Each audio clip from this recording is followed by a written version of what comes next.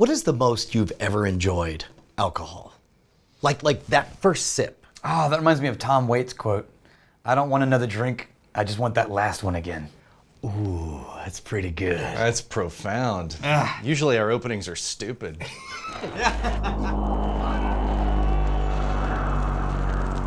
How to drink whiskey. All right, we're back again with the Vice Chancellor and the co-founder of the Whiskey Marketing School at the Wizard Academy, Daniel Whittington. Thank you very much, It is sir. my pleasure. Sir. It's our pleasure. Are you kidding? We're the ones drinking. This is great. All right, we've learned the basics of making whiskey. We've learned how to order whiskey, but I don't know how to drink whiskey and get the most out of it. Okay, well, This is a glass. This is whiskey. Whiskey goes in the glass and it goes in the Couple barrel. of steps. Couple of steps. forgot to take the top off. Damn it! You missed a step. Rookie maneuver. Okay, bad news is what we're about to do is gonna make you look like snobs. The good news is you're about to start your journey of becoming a true whiskey expert. I'm in. Are you in? Sign me up, boss. Man. We're only gonna do 2 whiskeys. I know I spoiled you with dozens of whiskeys previously. We're gonna do 2. We're gonna do an Irish whiskey, a green spot, and we're gonna do Longmorn 16. This is a Scottish single malt from Speyside, S-P-E-Y-S-I-D-E. Now, remember we said subjective reality with the shrimp cocktails? Yeah. And what's your favorite food? I like shrimp cocktail. Okay, well, I've had a shrimp cocktail. You're wrong. That's a cheap way to feel superior to someone else. Yes, exactly. So there's 2 things about drinking whiskey. And the first is glassware. And it really does matter. It makes a difference. Now, it doesn't matter as in it's more important, but it makes a difference. We're all talking about chemistry and physiology. So a big wide open glass lets all the alcohol vapors escape out past you, and right, this is why wine glasses matter. Now, I like these Glencairns, but any glass that has a vague tulip shape is helpful. Now, what this does is it captures the whiskey down here, and you have a high proof beverage, right? And so you're gonna have a lot more evaporation than you would in a wine. So the moment you pour it out, it starts evaporating Instantly. and starts Within, if you leave a glass of neat whiskey out in a room for 30 minutes, it'll taste watered down. Now, okay, I am gonna tell you, I snuck in one of my all-time favorite single malt scotches. There's a reason for it, and you'll recognize it when you try it, but I stumbled onto this whiskey. There's a reason the bottle is It has- mostly empty. I know, right? It has a flavor profile that I have found completely unique in Scottish whiskey, and I'll describe it to you and then let you experience it. But first, let's talk about smelling whiskey. So first of all, this is a Scotch because it's made in Scotland. Yeah, remember, single malt, what does that mean? Means one distillery. Malt means barley. Barley. All there barley. you go. Okay, so this is a 16-year-old. Which means not necessarily all of it is 16 years old. It means that the youngest barrel is It's 16. You guys have been paying attention. They have one of the best mottos of any whiskey distillery in Scotland. Longmorn. I like it. Long no more. Okay, so when you do this with wine, why do you do that? You do it to Look like an apple. Yes. Yeah, you Remember get- my snob factor comment in the earlier? I'm just saying. Oh, no, but in all seriousness, like it gets aromatics, right? Yes, like yes, you yes. agitate it Okay. a little bit so you get Now, this when you scent. do that with wine, which is 12, 15% alcohol, you're evaporating alcohol along with some of the chemicals of the wine. You're centering it in the glass. Right. And then you're smelling it and trying, don't do that yet. No. Careful. When you do that with a 45% alcohol beverage, you evaporate pure alcohol into the glass. Okay. Right? And then if you then shove your nose into the glass and take a huge smell, You're gonna get nothing first but you'll probably alcohol. pass out. Yeah. Right? At the very least, your eyes will start watering, you'll start coughing, because you just inhaled pure alcohol vapors. Through the nose. Responsible science. That burns. And at minimum, you'll live a life of regret. All right. And you don't want that. Already do that. Yeah, so how close do you smell whiskey? Close enough. That's the answer to that question. And it has everything to do with experience and tolerance levels.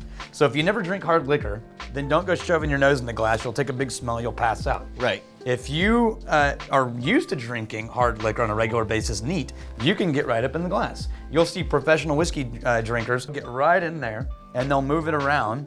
Now here's what they're doing. Now they're not gonna swirl it around because you're just evaporating alcohol. 2 things. One, you keep your mouth open. Now do this first. You bring the glass to your nose and take short smells. The moment it smells sharp instead of pleasant, that's when you need to stop. And if you can get right in there, then that means you're good at drinking hard liquor, which is wow. maybe It really good or does bad, make a depending difference on to your have the mouth profile. open. I didn't expect that. Now here's why. You ever drive in a car down the road on a highway and one person rolls down a back window like an inch? and the whole car goes. Oh, yeah. Yeah. Okay, so same thing with your nose. If you have your mouth closed and then you inhale vapors, they just build up in your sinus cavity. Okay. Right? And No so you taste get buds. pure alcohol. Yeah. You were dropping science on If us. you open your mouth, it's like rolling down another window in the car. Now you get a cross through, right? And you don't get the buffeting in your ears, right? What you're allowing alcohol vapors to pass through. So now you'll smell the whiskey instead of just pure alcohol. Can we get an episode of one of your series of Whiskey Vault of how to do this and not look like an idiot? Like, I think there's no getting around that part, right? You know, just don't be obnoxious. You sit at a bar and you're like, and you're looking around, making eye contact with random patrons. You're gonna see Yeah, you're like, hey, smelling. hey. So, okay. No, you sit quietly, you sit calmly at the bar. It like doesn't a go normal, in your nose, you daft tosser. That's right. It's like a normal human being. One nostril will be better than the other depending on the day. Wow. Only because of airflow, nothing to do with Snot. snot. Okay, so Yeah, and snot. looking at it, right? One of the things we learned with the beerists is that there's the look of it, right? Yep. Like wine, it has legs. Yeah. That's sugar, just like wine. That's sugar content. Okay, so Anytime that's- you have that's a not the fermented oils or beverage, anything. it's sugar and oil. And when you say legs, that's the attachment to the side Yeah, of the that's the glass. dripping down Yeah. of the, yeah. And all whiskey is going to be a much higher sugar content. I mean, get any wine that's a dessert wine, higher proof, immediately you get higher sugars. You're not going to be able to tell a lot from the legs other than that they're there. So there's no visual cues between a good one and a bad one. It's attractive. It makes you Okay. feel good on the inside. And then- So we're going to smell, but we haven't had any whiskey yet. No, we haven't. So far. So we're about to. All right? Now, when you drink a whiskey, remember. on! Exactly. So when you drink a whiskey, remember that it took 12 years to make this, or in this case, 16. There's no Jello involved in this. We're not throwing it down and there's no woohooing in this room. It's against the rules. Like, no promises. Yeah. Yeah. Woo! Jason's best. top is off. He's swinging his sugar around. Now, this is something and I will always say this, we're about to cross from science into personal preference. I prefer to take my first sip of whiskey as just a nice sip and don't think about it too much, just take a drink. Because I think that is just instant, that's how whiskey should be enjoyed. Just drink the damn thing. Quit being so nerdy about it, just drink some damn whiskey. So my first sip of any whiskey is just gonna be, let's just take a drink. Fair enough? Yeah, after you enough. smell it. Fair enough.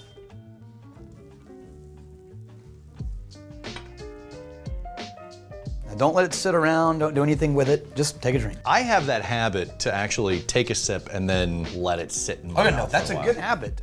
But I would say do that next, because once you've done that, there's no going back. I like it because it makes my tongue tingly. Yeah. So you're at the bar, Yeah. you want to get the most out of your drink. You take the first sip just to set as a palate like stabilizer, right? Yep. Like let's just set the bar. And then how do you enjoy the second one? Okay, now whiskey doesn't change as you drink it. People will talk about how it has this in the beginning and then this mouth feel and then it opens up and then it does this after you swallow. Okay, well, what happens when people describe all these different things that a whiskey does is not that a whiskey's changing in the sense that it wasn't that to begin with and all of a sudden it becomes that later on. Sure. What's happening is you're creating a reaction.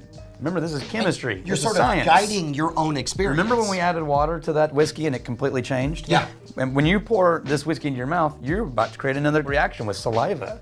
And you just heated it up to 98 degrees in seconds. And then after you've swallowed, you're gonna have alcohol evaporation, lingering oil, all of those combine into a certain thing, and now the smells that are hitting your nose are not just coming from the glass, they're also coming from your throat and your mouth. And so you're gonna notice completely different things in the smell, you're gonna notice different things in the taste, and it's not that they weren't there before, it's that you changed how you're experiencing it all of a sudden. So I'm gonna show you something to look for in this whiskey. Ready? This is Longmorn 16 if you can get your hands on some. Okay. Good luck. It took me 8 years to track down one. What if you've got like a chunk of like burrito back there or something? It's like, Yeah, that'll help. You Philistine. Or hurt. You savage. Depending on if it's a good burrito. Taco Bell episode was your idea. What I love about this one, and this is where I'm not gonna give you how to get there, I'm just gonna tell you where you arrive at. When it first hits your mouth, there's these notes of butterscotch that are sort of rounded and smooth and friendly. As soon as it crosses your tongue and the oils start to separate, there's this spike of black pepper that by the time you swallow is gone and vanishes under the remaining sugary aftertaste, right? So you're gonna notice round kind of butterscotch, black pepper, and then leftover mild, kind of friendly herbal kind of notes. There's a poetry to the way you phrase all that stuff. Is there like different phases of the drinking that we should be attuned to? Think about what pops into your mind as you go through. Yeah, and I'm gonna hit that in just a second, but let's try that and see. All right. I love it. It's always like butterscotch and black pepper. It's never like you're gonna get a hint of Big Mac first. Yeah. And then probably Gordita. Yeah. Gordita. Twizzlers is gonna pop up out of nowhere. More of red vines than Twizzlers. Yeah, there's a subtle difference. All right, gentlemen. All right.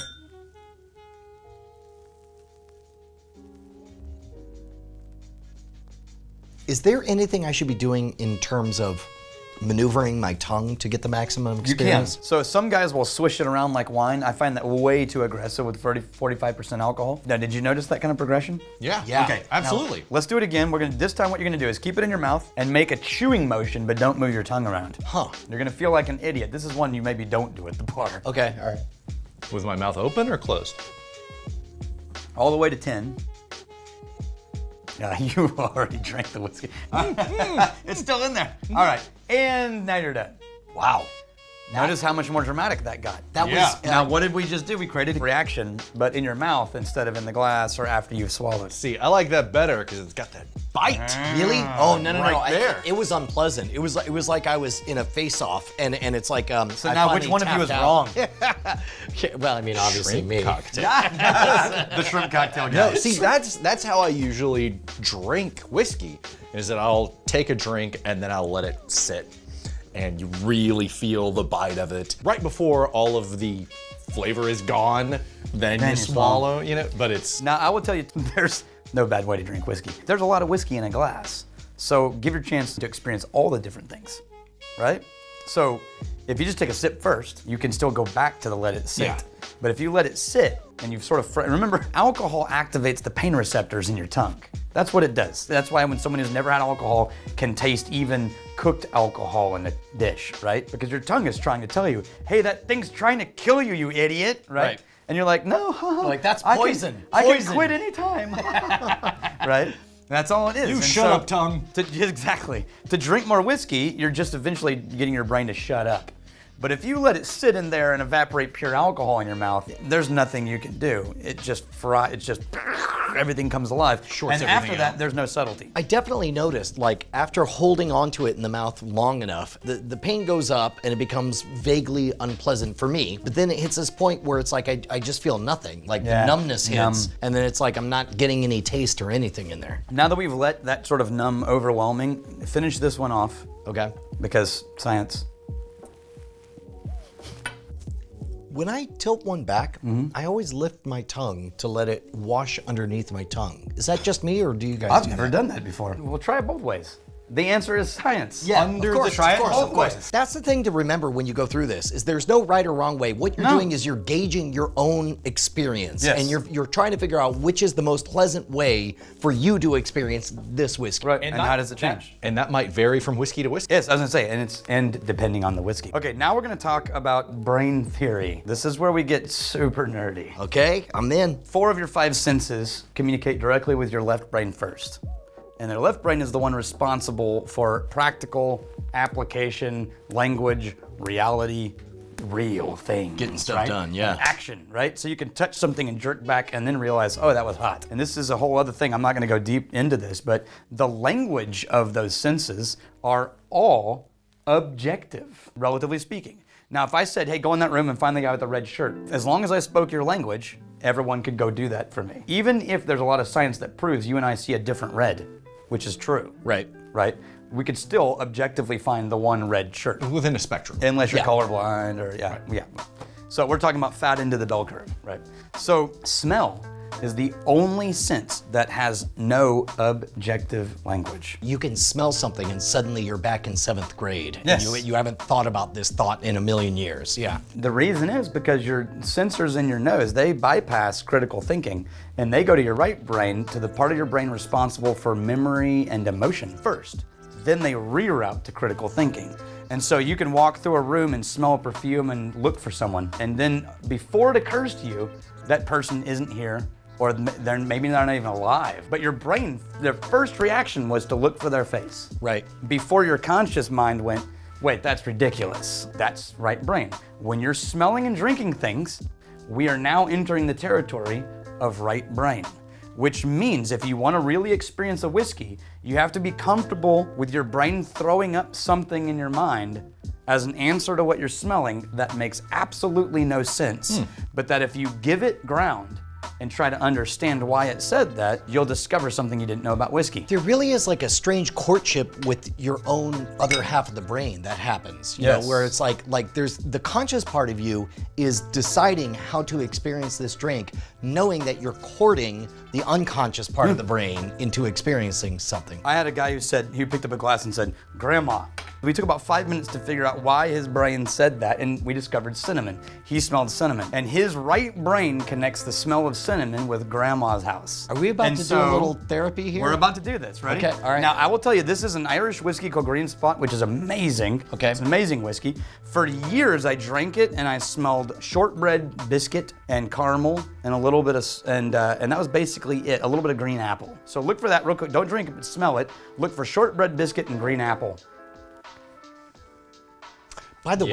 way, it's interesting because you can't just inhale. If you inhale, everything whips right past. You got to Right. do that kind of like puff, inhale, and just sort of Short feel and it. then step away. Don't take long smells, take short smells and then pull it away, The green apple is really prominent. right? Okay, so for 2 years I drank this and that's all I experienced. Now, set it down for a second. One day I picked this whiskey up and I was talking to somebody, so I was distracted, which is the perfect opportunity for your right brain to kick into action. And I picked up because my habit when I drink whiskey is, because I'm a nerd, is we'll be sitting around talking and I'll just be doing this, you know, but not thinking about it. And so we're talking and I pick up the glass and smell, and instantly I'm standing on South Padre Island. I'm 12, I'm holding one of those rubber rafts. All of a sudden there were notes of salt, coconut, and what happened was, for me, South Padre was a combination of banana boat sunscreen. Sure. with that Of course. coconut flavored, Yeah. right? Dried salt water on Yep. hot skin. Regret? Regret. A life of regret. And that was it. And so for the first time, I smelled coconut in this whiskey. And then when I tasted it, I tasted salt water. That's your right brain talking. Now I can narrow those down to an actual thing. But my right brain didn't say coconut and salt water. My right brain said 12 years old, South Padre Island. So I stuck my finger in some cookie dough, and the moment it hit my mouth, all of a sudden, I thought Magic the Gathering. Because when I was a freshman in college, I got obsessed We're not getting laid. I got obsessed with eating raw cookie dough and playing Magic the Gathering. And it's amazing how that stuff links in a does. totally unconscious way. Yes. Now pick this back up, smell it, we're gonna drink it. Now this time instead of green apple, look for coconut and salt water. Cheers.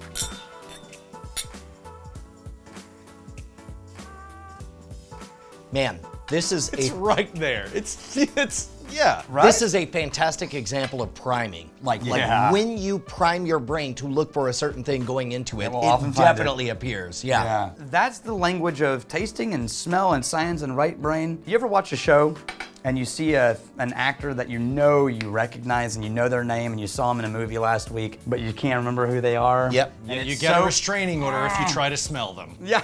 Because it's this uncomfortable feeling of Sure. like, I know who that is. That uncomfortable, gray, foggy feeling, that's your left brain trying to come to terms with your right brain. That's the world you live in when you smell and taste things. All right, so if we're gonna distill, as it were, all of this down to a few fundamentals. See what you did there. If you want to get the most out of your whiskey, what are the things you have to do? Take your time. Take your time. Don't be afraid of looking like an idiot. Yeah, which means sniffing Yeah. and getting the nose in there. Yeah. Yeah, try smelling it, open mouth your open, mouth. mouth closed, Right. both, because you'll change it, right? Move it around. Take your first sip, relax. Take your next one, let it hang out a little bit. So first sip, don't judge. Second sip is where you really let's settle explore into this it. thing a little bit, and maybe add some water. All right, give us a proper toast. May those who love us, and may those who hate us, may God turn their hearts. And if he cannot turn their hearts, may he turn their ankles, so that we may know them by their limping.